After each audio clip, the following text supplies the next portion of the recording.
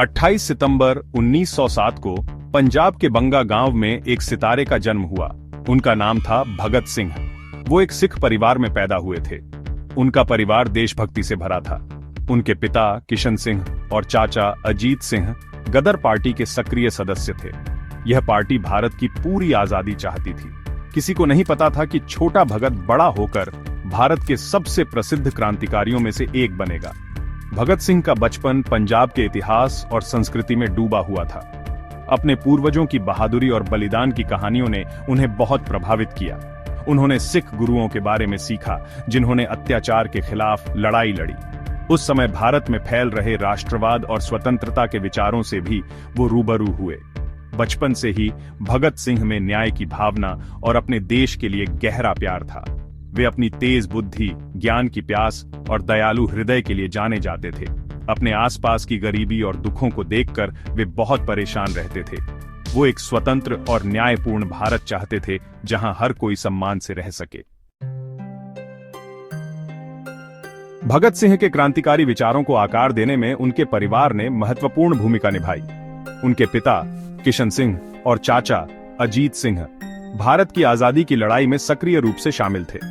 उन्होंने भगत सिंह में देशभक्ति की गहरी भावना और ब्रिटिश शासन के प्रति नफरत पैदा की। छोटी उम्र से ही भगत सिंह राजनीतिक चर्चाओं और क्रांतिकारी साहित्य के संपर्क में रहे। वे कार्ल मार्क्स और व्लादिमीर लेनिन जैसे क्रांतिकारियों के लेखन से बहुत प्रभावित हुए।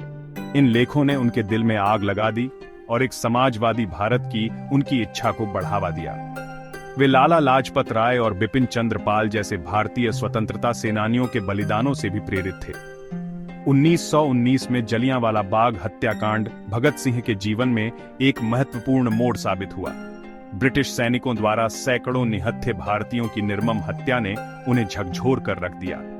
इसने उनके गुस्से को और बढ़ा दिया और पूरी आजादी के लिए लड़ने के उनके संकल्प को मजबूत किया। उन्हें एहसास हुआ कि ब्रिटिश शासन की नींव हिलाने के लिए शांतिपूर्ण विरोध प्रदर्शन पर्याप्त नहीं है।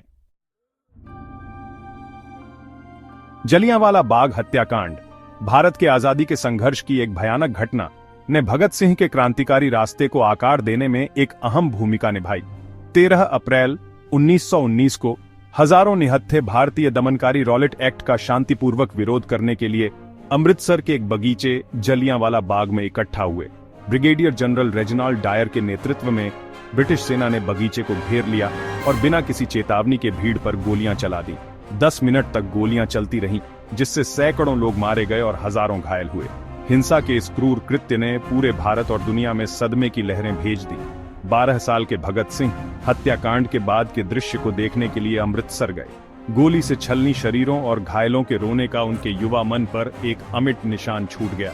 जलियांवाला बाग हत्याकांड ने भगत सिंह के दिल में आग लगा दी। आजादी की एक ऐसी तीव्र इच्छा जिसने उनके भाग्य को बदल दिया। उन्होंने खोए हुए निर्दोष लोगों का बदला लेने और अपनी मातृभूमि को ब्रिटिश शासन के चंगुल से मुक्त कराने के लिए अपना जीवन समर्पित करने की कसम खाई।